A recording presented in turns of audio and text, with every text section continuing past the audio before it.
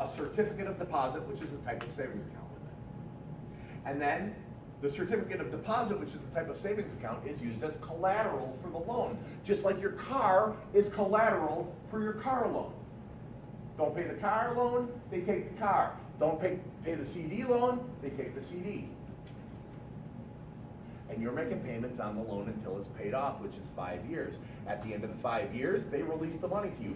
You've literally tucked $1,000 away for a rainy day. Again, that's awesome. Yes? Is there any negative impact to your credit of opening? There, of course, yes. I'll go into that in a little bit. Sorry. No worries, no worries. Good question. It means you're processing and thinking on this stuff. That's exactly why we want you here. So, because you've made equal monthly installment payments, you've made installment payments monthly on a $1,000 bank obligation, Guarantee Bank will report it to Equifax, to Experian, and to TransUnion as installment payments on a $1,000 bank obligation. Rounding out your credit profile, building your credit score, while you tuck $1,000 away for a rainy day. If it sounds like it's awesome, it's because it's awesome. Oh, I thought you were saying don't do it. Do it. Oh. Do it. You do want to. Guarantee Bank credibility. If you need, and that's if you need to round out your credit installment profile loan. with an installment loan. Yep, if you don't currently have an installment loan open, or if the one you have doesn't look so good, then do it. Yep. Do it today. They're open probably. Good. Why am I sending you there and not anywhere else? Because they're the only ones who have it. Otherwise, you can bank wherever you want it. But frankly, this is the place you got to go to get this stuff. So now, one thing yeah. too to keep in mind about that is that's a great option, because if you don't have an installment account, let's say you have a car but you own it, you don't necessarily need to go out and buy a new car just to get an installment. You know what I mean? You don't have to make unnecessary purchases. This is a great option to get an installment account, but really what you're doing is saving. You're saving your money. You know what, I have a question I meant to ask before we even got this Of course. started. Now, about the secured credit cards, Secured credit Yep. card. should I get two and to build my credit quicker, faster? If you can. And only pay like the 1 to 3%, literally buy Correct. a pack of socks a month, Correct. you know, and pay it all off. And if I have two of them and I'm doing the exact same thing, Correct. it will build my credit even Correct. faster? It will. Now, one thing to keep in mind about that, and it's not to not do that, you don't necessarily have to do that. Now, there are options. There's retail lines of credit out there that will actually approve people even in poor credit standing, that you might have to pay like a $30 fee to open it. So that's much less than $300, because most secured credit cards are $300. Right. You know, so maybe you decide, okay, I know I want to build my credit. I'm going to start with the secured credit card. I'm going to find a retail line of credit that approves, you know, poor to fair credit. Figure now Hut, you for have two. example. Yep, Figure Hut's a great option for that. You know, it's great because it's a retail line of credit. What I like about it is you only have access to their retail store. So it eliminates that temptation of having a card on you while you're out and about. You know, so that way you know, hey, I'm going to make a purchase of something that I need. They have socks on there, they have shoes, they have all sorts of stuff. Hey, I'm going to make a small purchase. I then pay on that. I stay within that ratio. I have a secured credit card that I can now use for Netflix. Once again, you put them away, keep them active. Now you're building credit. And what that'll do, though, is over time, you're going to show that you're credible. So therefore, if you apply for an unsecured credit card, you have a much higher chance of being approved. So therefore, you're not having to spend unnecessary money to get certain things. Right, you've got experience handling money. So we've got a job. We've got two revolving accounts, credit cards. We've got one installment account. We grab that credit builder CD and tuck some money away for a rainy day. Step 4 in establishing credit. Avoid unnecessary credit inquiries. Who's heard that if they pull your credit, it costs you points? That's true. Every time your credit is pulled, when you're applying for more of something, more house, more car, more cell phone, more credit card, more insurance, every time you do that, they're going to do a credit inquiry. Those inquiries will cost you between 5 and 15 points per inquiry per bureau. The inquiry lasts on your credit as a check mark for 2 years. It affects your score for a full year. What if someone says they're going to do a soft inquiry? Don't believe them. Soft inquiries are oftentimes referred to when people are doing a one bureau inquiry. The only soft inquiries are either marketing inquiries, which people you bump into aren't typically doing, or Vantage score style inquiries, basically your credit karmas, or your identity IQ, when you're pulling credit on yourself, there's no penalty for looking at it yourself. If anything's outside, essentially a see what you're pre-qualified for Yep. inquiry. So when you are taking the phone and shopping around, say for a car insurance, Yep. so everybody checks your, Yep, and then it brings your score down. yep. One thing to keep in mind about it is, just remember this, credit seeking inquiry. I'm inquiring about more. I want something. That's a credit seeking inquiry, that's where there's gonna be a negative impact. If it's for consumer purposes, I'm inquiring on consumer reasons, I'm going onto consumer credit monitoring websites and things like that. You're not applying for anything, so therefore, there's no negative impact. Now, there is, So but just when you are inquiring, they are not pulling your insurance out because, I have realized, like, you just call them and, don't give them your social. no, I don't give them my Right. social, but I understand fully they can see a lot more than. Oh, they can see a lot of stuff, that yes. They are. The reason why that is because government agencies report to the bureaus, so your driver's license, they have access to the driver's license to actually pull credit history. Believe it or not, it's kind of crazy, but they do. Yeah, I mean, Yep. it's like you call them and they know exactly Yep. your address, they Mhm. know how many people are in your household, they Yep. know, I mean, it is like, It's all tied through there, and it's considered identifying information Right. to you as a consumer. So you have identifying information, which is your name, different spellings of names, AKAs, date of birth, social, address history, employment history, DMV registration history. There's all sorts of stuff that's considered identifying information. That's more specific to the credit bureaus and their data. And then you also have credit history, so account history, so actual loans that are reporting, things like that. That's why that is. There's a lot of information that the bureaus have on us. you know, and there's different car insurances, and Yep. then it is like amazing. It is like they know how much, I mean, I don't tell them how much we're already paying, I'm already paying, but then they give very similar. It is like, of course, they know how much I'm paying, and they are like going Yeah. Well, they do, about yeah. the same, they are not, Yep, and I want to touch on one thing too, is you don't want to be worried, like if you feel like you're in a position to get a lower insurance premium, Do it. you should do it. You know what I mean? Like, don't be afraid. Hey, you can't do that, you're requiring for a They reason. don't say that they are putting any information, but from Yeah. what they are talking, They I have know that allow they you to are information. Yeah, those talking. are They screening, yeah, already those are know screening code. where I Yeah. have insurance, how much I'm paying, Right. Yep, everything. yep. I mean, from what they are talking, I know that they know a lot more than I have told Yeah. them. Right. One tip, and I'm sure you know about this, is this is more specific to auto insurance. A lot of people don't know carrying the minimum coverage can actually cost you more. If you actually start, this is just outside the realm, but Yeah. if you actually start carrying more insurance, almost like with credit, you're showing the willingness to pay. You're doing the same thing on insurance. When you carry more insurance over time, your premiums will be less costly because you're showing responsibility that you Right. care about your livelihood and your position. Right. And, you insurance to protect yourself, Mhm. So there's a lot of cool things that a lot of people don't know. They automatically assume I just want the minimum coverage. But in certain cases, it makes sense actually to get more coverage. Then you can bring those premiums down over time. Back on the inquiries, there's something important to keep in mind on these inquiries. There are two situations where you can freely shop, get lots of inquiries pulled. One is when you're going for a mortgage loan. You are allowed unlimited mortgage inquiries as long as they happen within a 30-day window. You are allowed unlimited automotive inquiries, car inquiries, as long as they happen within a 30-day window. It's got a Same thing fancy with student loans. It's got a fancy name. It's called anti-duo-duping. That being said, you're never going to remember it. You're never going to need it.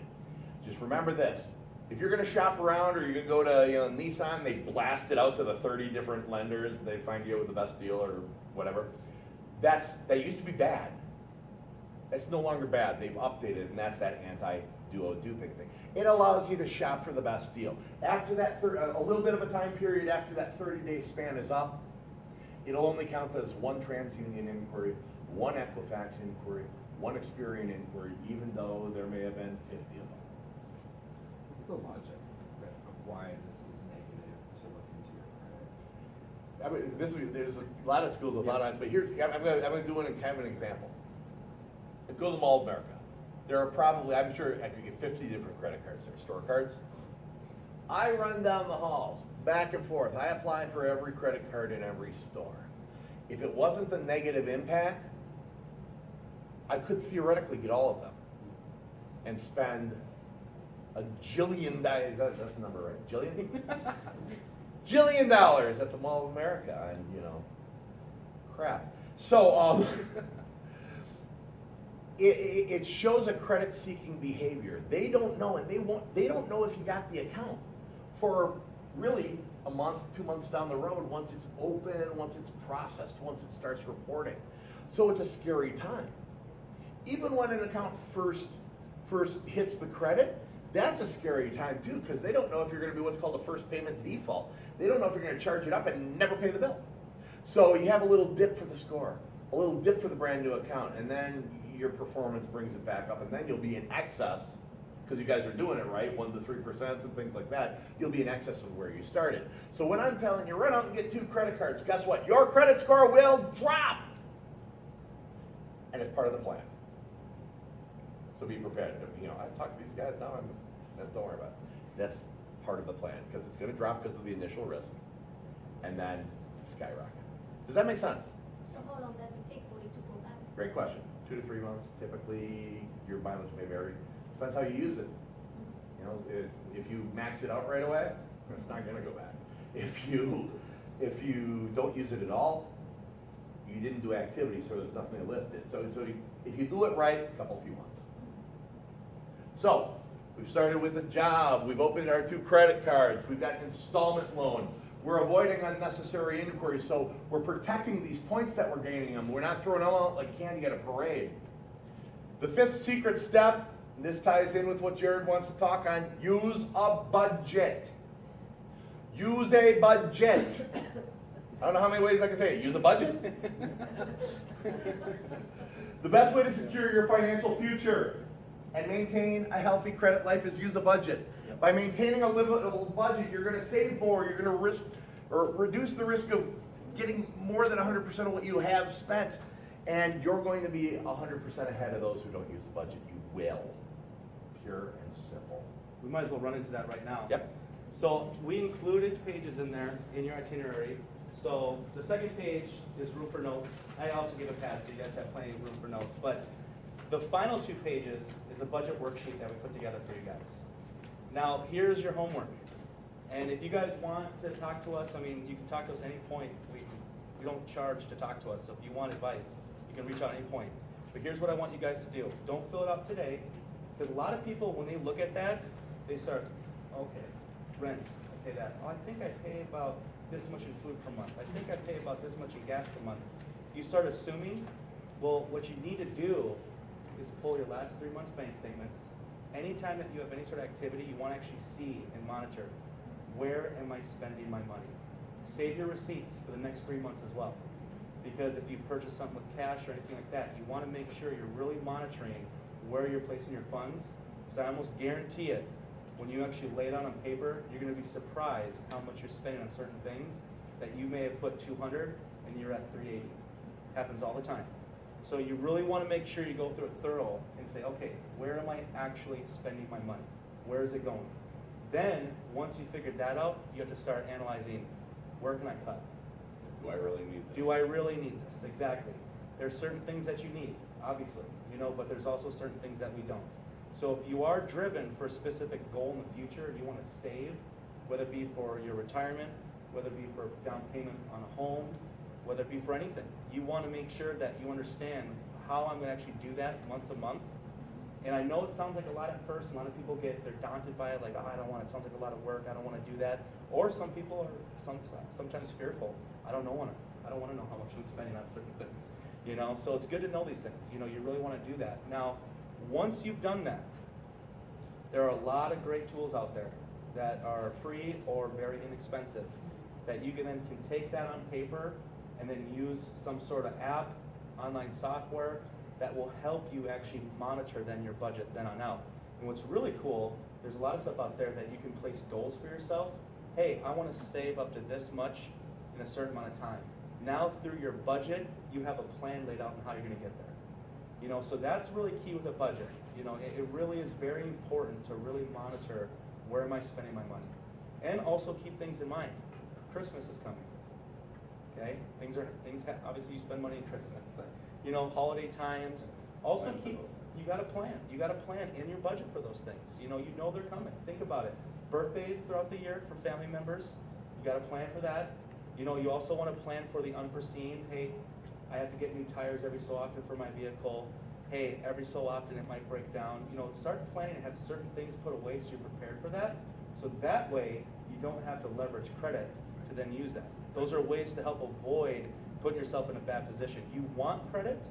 We're not here to get you into more debt, per se. We want you to have a strong credit score so you can pull the trigger on certain opportunities that you want to move forward with.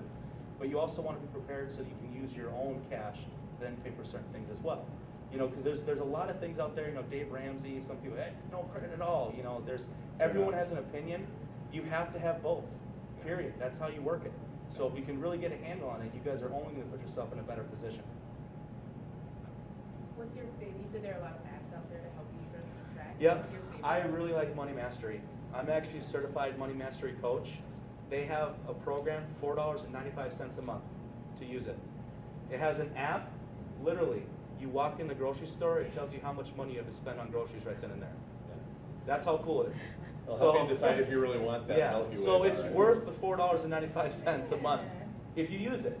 You know, I always recommend having something like that. I recommend having consumer credit monitoring for yourself if you use it. You know what I mean? If there's a benefit, do it. If you're not going to use it, don't do it. You know, because I don't want to see you guys spend money for no reason. Okay, so we've built our credit now. It's young, it's delicate. We're going to say, be real careful with this thing, right? We've got it built. We've got our revolving accounts open. We've got our installment accounts open. We know we're watching the inquiries. We're budgeting. We're doing the things we have to do. So how do we maintain it once we get it going? How do we maintain it? Maintaining a good credit rating is really common sense and ties directly into the budgeting. For example, only use as much credit as you can comfortably repay. You go, oh, I can repay all this. Can you do it comfortably? Do you still need some cash to go to the movies? Only use as much credit as you can comfortably repay. Yep. Pay your bills on time. Pay your bills on time. Auto pay is a heck of a thing. You know, if you want to pay more than the minimums on things, that's great, but set the minimum on auto pay anyway. Because you can't oops. You can't oops. And who's nervous about using auto pay from their checking? A lot of Good. Yep. And I know why. What happens if the car payment goes and tries to take the money out of my checking account and the car payment's $300, I got $200 in there? That'll be bad, right? That's what we're afraid of. That is the single only thing we could really truly be afraid of is what happens if the money's not there. So let's go into it. You bank at US Bank, you bank at Wells Fargo, you bank at Bank of Bank, whatever it's called, and you have your checking and there's $200 in there and the $300 car payment's coming out and oh no, I don't get paid till next Friday, but this is due tomorrow and it's gonna come out and if it comes out, it's gonna what? Overdraft. It's gonna overdraft you, and what's gonna happen? You're gonna owe money. You're gonna owe money, $35 plus the amount, right? Right. The fee. And you're gonna get a little fee, a fine, $35, okay? But the car gets paid. On time. Okay. Now, let's think of it the other way. Oh man, I don't get paid till, next Friday and stuff like that, and but the car's due. You know what, I'm gonna wait and I'll pay it when I pay it. What happens? What does the car company do if you pay them late? Do they charge you a late fee? Oh. They also Sorry, charge a beginning. fee. How much is a late fee on a car typically? Usually are $50 and up. But they'll also report you late to credit. So in this situation, we're about to take a punch. We don't have the money right now. We're about to get whacked. Either $34 to the bank, who doesn't report to credit, or $50 to the car company and a negative ding on our credit. In this situation, we're going to take a punch. Where do you want it? The eyeball or maybe the butt? It's not going to hurt so much. You know what I mean? I would rather have the bank take the $35 all day long and save myself that late fee. Does that make sense? I was very much against auto pay for a long time, and one of the people who was my mentor in credit used that analogy, and he was a little bit more vulgar about where he suggested I was going to take a punch. But it made sense to me. He said the shoulder or somewhere else. I went, oh, I'll take the shoulder. So does that make sense? And also too, to touch on that, that's the whole point of budgeting. You know what I mean? If you understand what's coming and what's going out, you can be easily prepared, so that way if you do have auto pay, you're not gonna have that fear. Right. You know what I mean? But it takes time. It's not an overnight cure. You know what I mean? You have to change behaviors usually. Right. You know, so if you really take the time to analyze what's coming in, what's going out, I know it sounds simple, but it's true. You can easily avoid both those scenarios over time. Pay bills on time. Only use as much credit as you can comfortably repay. Number 3, keep accurate records of charges, statements, and payments. Perhaps maybe in your budget, right? Contact your credit card company immediately, your car company immediately, your student loan company immediately if you realize and when you realize you will not be able to pay on time. Oh man, I'm not gonna be able to pay next Thursday. But you know that now? Give them a call. Communication will leave your car in the driveway. Communication may have hardship programs. A lot of them do. Maybe they can waive a payment. Maybe they can tack it on the end of the loan. Maybe they can make a note so at least they don't bug you. Maybe they can do something. But guess what? They're not going to if you don't tell them. Communication is the key. Do you know why banks repossess vehicles? To get your attention. Do they have your attention? Your car's gone. Got your attention now? You know why banks send you a foreclosure notice? To get your attention. I'm gonna let you in on a secret. The bank does not want your car. The bank does not want your house. The bank wants your money. And those other tactics are simply to get you to give the money on it. Am I right, bankers? Yeah. So if you communicate, you get proactive. I hate the word, but it's the right one. If you're proactive, you reach out, you get ahead of it, which you'll know if you're doing a budget. Oh no, I've got an unforeseen expense. Hey, car company, you know what? I've got an unforeseen expense. Is there anything we can do? Ford will say, yeah, you've been on time for 12 months. We'll let you skip a payment, put it back to the end of the loan. They do that. Hey, thanks. Boom, done. No problem. Kind of along those same lines, so when we got the credit cards that people forced on us when we were first in college or whatever it might be, and maybe took off some of those payments, are there ways now to go back and say, hey, for the last 2 or 3 years, like, I've made good payments on time? Is there a way to drop off Yes. the earlier stuff? Do they actually do that? Sure. Okay. Not all of it. Yeah. There are ways to eliminate past negatives from your credit, which is kind of what you're asking on. But the thing is, if you've made good payments for 2 years on this card, the question I'd ask them, if you still owe money on the thing, been on time for 2 years, what can you do about the interest rate on something like this? Because money cures everything, it does. And if you can save more of it in your pocket, you can use it to cure everything.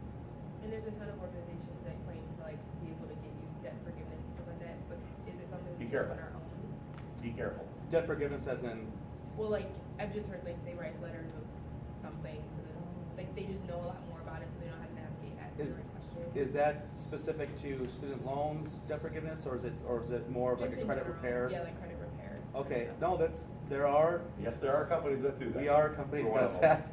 But what it would be is, you have to understand the type of debt, the history of the debt, the status of the debt. Got it. So if it's gone into collection, that's more of going through strategies and repairing the past. And all that means is this, settlement as well. But if you're talking about credit repair, just to touch on that really quick, and the reason why you're able to do that is that once again, you have the 3 major credit bureaus, Equifax, Sprint, and TransUnion. They're taking in data daily. Now, as they're taking in data on us, the one thing that they're not doing is validating that data. It's not as if they pick up the phone and call you and say, hey, I just noticed you had a collection. Did this happen? Do you have a collection? You should pay that. Bureaus don't care. They're just taking in the data. You know, so because of that, there's laws put in place that allow you within your legal right, this is something that you can do on your own, or you can retain the services of the company to do it. You can do both. It's just all about how you want to approach it. But you can actually strategically challenge the reporting history of that account to have them go through the validation process as of today. Yeah. Is it accurate, verifiable, and valid as of today? That's key. Now, one thing to kind of get your mind going on that and why, is collections. I like to bring up collections a lot on this. Collections get bought and sold frequently. Collection comes, let's say you have a Capital One card, gets sent to Midland Credit Management, they've charged it off, they've written it off as a bad debt, they now sold it off to a debt buyer, they've released their liability to it, they've sold it for a fee. Now Midland Credit Management's calling you, they're going after it, they don't get a hold of you for 6 months, they decide, okay, I'm gonna send this along with 1,000 other people in a bundle, I'm gonna send this a portfolio recovery, and there's a cycle that starts happening, getting bought and sold, bought and sold, bought and sold, or there's third-party collection companies, they work in contracts, I'll work it, didn't get it, new one, I'll work it, didn't get it. So the whole important thing is understand this is happening and there's reporting information happening. It's not uncommon to pull a credit report and see multiple collections for the same debt. Now, if you think about it, is that accurate as of today as to where that debt is? No. That's the reason why laws are put in place where you go through and challenge that. So that's key. It really is. And it doesn't mean 100% everything goes away. If it's valid, it's valid. You know what I mean? But if there are ways that there could be potential inaccuracies, you definitely want to go through your legal rights to challenge it. That helps repair the past. So you have less negative data within the report because FICO's math evaluates risk on that data. So if you have less negative and you start taking everything we're talking about today to build more positive, you'll get out of that bad credit standing much quicker. That's what it's all about. So we've kept accurate records. We're contacting the companies should we see, to offset any oncoming problems. And then if you have any billing errors, resolve them promptly. Guess what? Don't ever get in a peeing contest with the company. Oh, they didn't do this, so I'm not going to pay them. Guess what? When it comes to your credit, they win. What percent of the time? They win 100% of the time because they get to market on your credit, okay? So if you're in a dispute about something, you don't think that the service was performed correctly, or don't not pay them. In fact, pay them and go after them afterwards, okay? But resolve that stuff promptly before it can turn into a mark on your credit that then becomes a drama fest. And that's with if you're moving out and the landlord disagrees about your security deposit back or a hole on the wall or something like that. Resolve those right away because otherwise they get on the credit, it becomes a great big mess, a boat anchor keeping your score down. And they're tougher to work with. Okay? One quick thing I want to touch on outside of this. How long do we have? Are we get 11:30? Okay, just want to make sure. How much of it do you guys need? Okay. All the way? All right. We're going all the way. All right. Be ready. We're in. Strap We're in. on. All right. All right. The C word, collections. Collections. If you do not pay your bills on time, you will have collections. That's right. Or worse. Collections can impact your credit. They'll report to 1 or 2 or all 3 credit bureaus. What determines that? The collection company. Why do they maybe only report to 1? Because it costs money to report to each of them. And they don't know if they're going to get the money from you. So they might report to 1, they might report to 2, they might report to all 3. Can we predict it? Collections can cost you opportunities. They can stop you from getting apartments. They can stop you from getting loans. They can stop you from getting financing. And they can stop you from getting jobs. In what I do for a living, I get many people who come to me that have been offered a job. And it's very exciting. And they accept the job. And when you accept the job, that's when the job gets to do a background check on you. And guess what? They don't come back in 2 days, 3 days. It takes a couple weeks in a big company for that to come back. And so they give their 2 weeks notice, and they get Dairy Queen cake on Friday on their last day, and they're out of there, and they're excited. Maybe they take 1 day off, and they go into work, and HR comes in and goes, we're going to have to rescind the offer. And now you don't have any job either place. And I've seen that happen a lot. So these things can cost you major opportunities. Avoid them and address them immediately. And collections can get worse. there can be interest, there can be fees, there can be legal problems. A collection will eventually get to somebody who will retain Meserly & Kramer, Gerstel Chargo, or whatever multiple named law firm that they retain, will send you the nasty gram. And then they'll send you the weird court letter that you don't quite know how to respond to in 20 days. You know what that neat court letter that you don't quite know how to respond to in 20 days is? It's a neat court letter that if you don't respond in 20 days, they walk into the clerk of courts with it and get a judgment against you without you ever going to court. And then you have a judgment, and then that's on your credit. And then they take money from your checking account, or they garnish your paycheck, and you don't want any of those things to happen.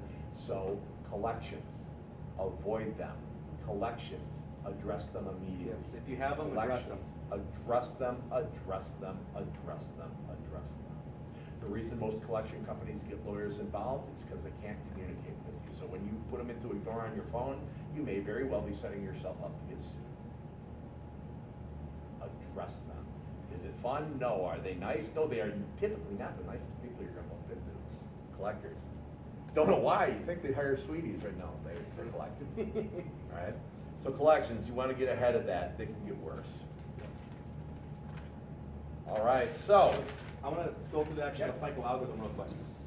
Because now that we've touched on a lot surrounding credit, just to kind of engage you guys a little bit, what would you guess is the most important aspect of the FICO credit score? What do you think is the most important? You got to think about it. What was that? Payment history. That's it? Boom. Perfect. 35% is payment.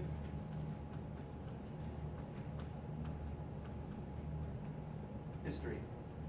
That's huge. 35%. Now remember, your credit report is history of lent money. It's a history. It's a 7-year history. You may have accounts open longer than 7 years, and that's okay if they're still open, but it is a 7-year history. Okay, so 35% of the FICO algorithm and the credit score is going to be based on that history. Now remember one key piece. FICO's role, once again, is to evaluate risk. Making payments on time is definitely a good thing, but don't expect to be rewarded greatly for making payments on time with your credit score. That's what you should be doing. You know what I mean? Any time that you have a 30-day late, 60-day late, 90-day late, we're showing risk to the largest portion of the score. That can be a tremendous negative impact of the FICO credit score, especially if you don't have any late payments in your credit report. I've literally seen a score drop 60 to 80 points from one 30-day late. Anytime that you have a late payment within 12 months, the negative impact is the greatest. Then after that, another 12 months, it lessens slightly. After that, it starts to lessen over time. There's always going to be a negative impact of that 30-day late that's on your report, but the amount lessens over time as you distance, just like an inquiry. Like we talked about, when you inquire towards something, there's a slight